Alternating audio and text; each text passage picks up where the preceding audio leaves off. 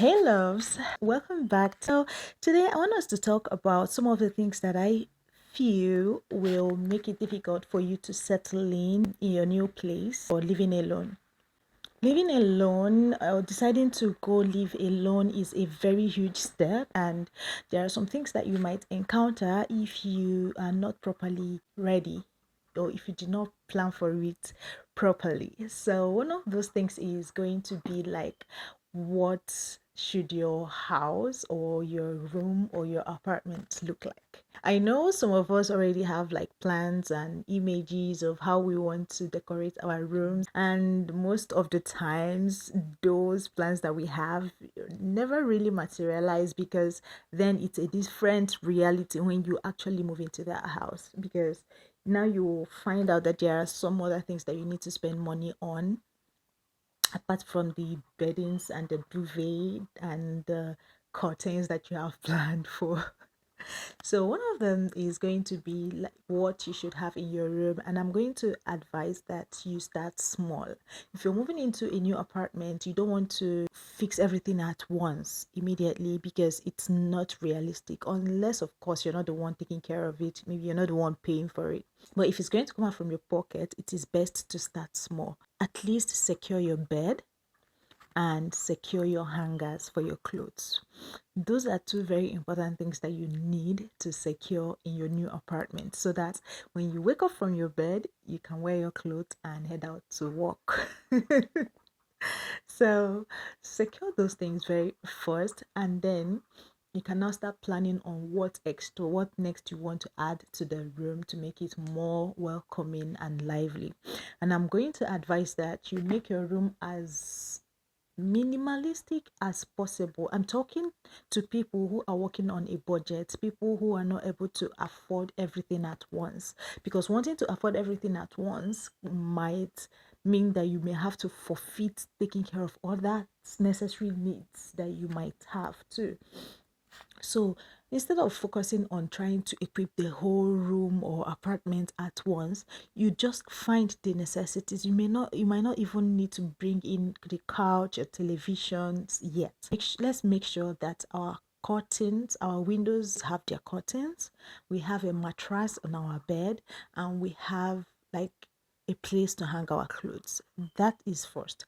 Then try your best to be as minimalistic as possible.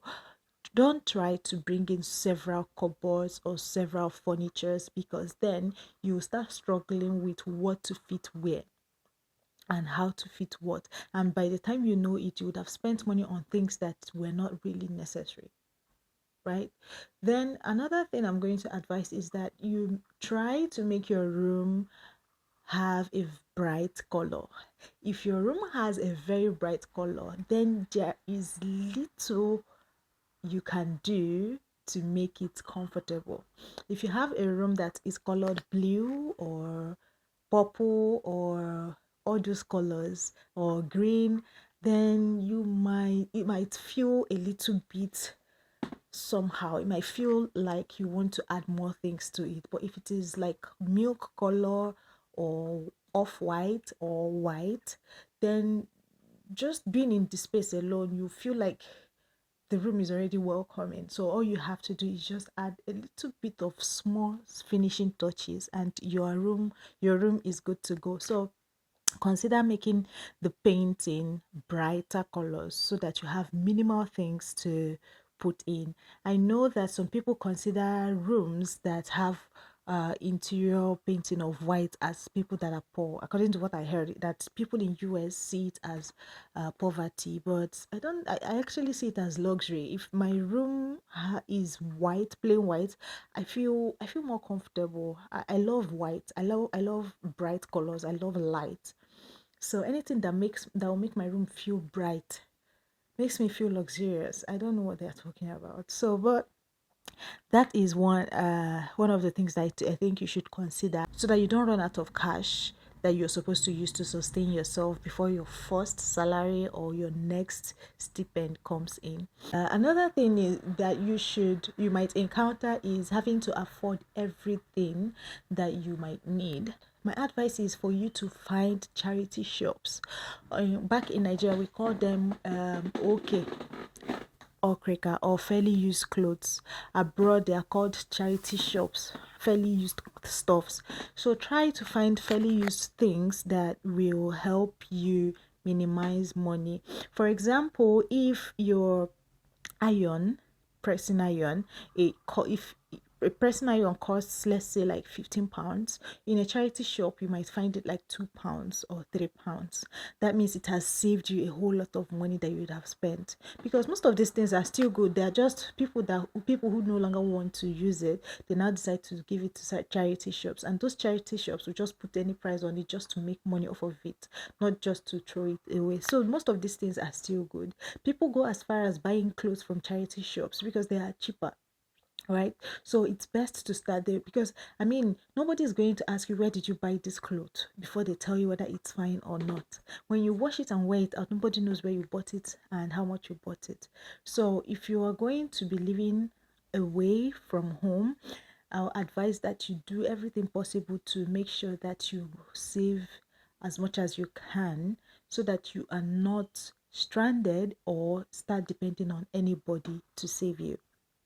Another thing you might be encountering is food, because you are coming from your parents' place.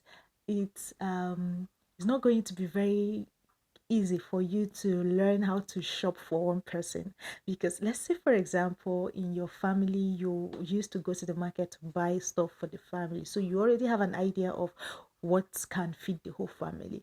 You might not necessarily have an idea of what can feed one person without it wasting. So you would need to pay attention to what you are buying, because if you are not, you might end up buying too much or too little for yourself. So this is something you should pay attention to, so that you don't waste money in food. And when you buy food, it is best that you cook and store in the refrigerator, because buying food from restaurants, I don't recommend, because you're going to go broke buying food from people when you could have made it yourself. So another thing that you might encounter is meeting new people and inviting people to your house. Let me tell you something, especially for the ladies, it is okay to meet people and make friends with them, because now you have your freedom. But what is not okay is thinking that because you now have your freedom, anybody and everybody should now come to your house. You should treat your house as if you are still living with your parents. If you know that you will not let this person come to your house if you were in your parents' place, then you shouldn't let them come to your house, especially when it has to do with the opposite gender. Because no matter how woke we try to show that we are women, and there are things that we need to do to protect our self-respect. Things like inviting several men to your house is a very bad decision, because at some point it might rub off on you. I remember a celebrity, Zinoleski or so, that was dating Naira Marley's sister, and his reason for dumping her is that he said he doesn't like girls that know a lot of people. And it's not just him, a lot of guys do not like when a girl knows a lot of people. I'm not saying you shouldn't make friends, but I'm saying that you should create boundaries and know who not to allow too close to your house, especially the opposite gender. If you're going to allow a man to your house, let it be at least one person that you know and you're comfortable with, and people around can identify you with the person.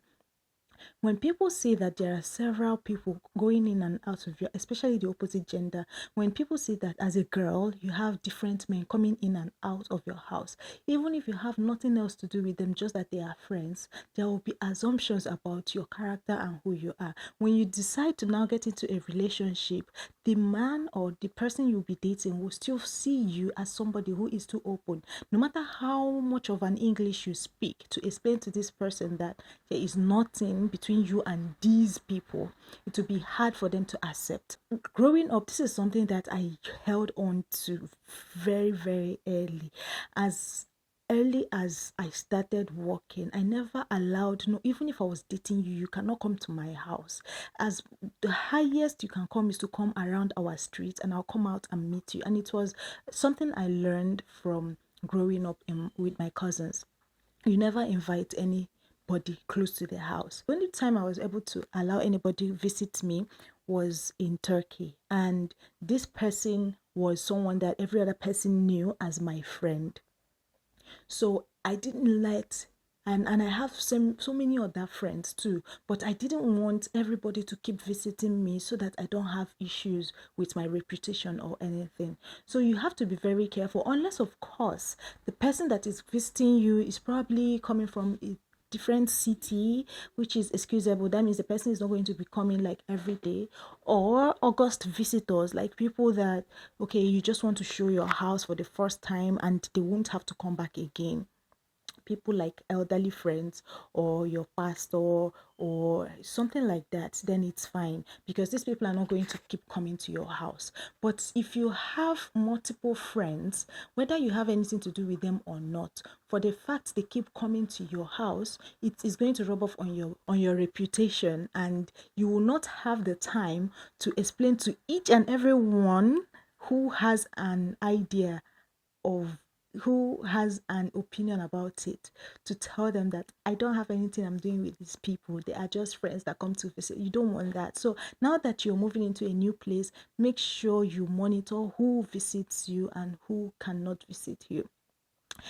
It's best that you have your hangouts out and treat your place as a sacred place you can only invite people who are very dear to you, like your girlfriends and maybe a boyfriend. But having several people, unless of course you're living with men, then that is understandable, because nobody will judge you based on that. Those men can be going in and coming out for different reasons. But if you are living alone, then it's best to protect your integrity and your name by streamlining who comes and who doesn't come.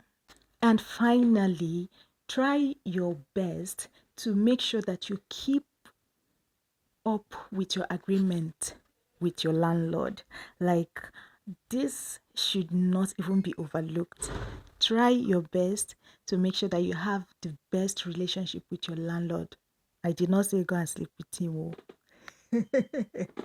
I'm saying make sure that you keep to your own end of the contract, which is to pay your rent as at when due. So this is why it is important that if you are moving to a place where the rent is paid every month, at least have 3 months of your rent with you, so that you are not stranded in the first 3 months of moving into that house.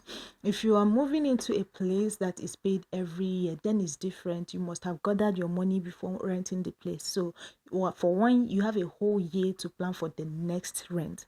But if you're moving into a place that you pay rent every month, please have at least 3 months upfront, or be sure of where the 3 months rent is going to be coming from, so that once it's time, you pay your landlord and everybody is happy. One thing that landlords do not like is being owed rent. And your landlord can go from Virgin Mary, Smiley to like devil in 1 minute if their rent is not paid.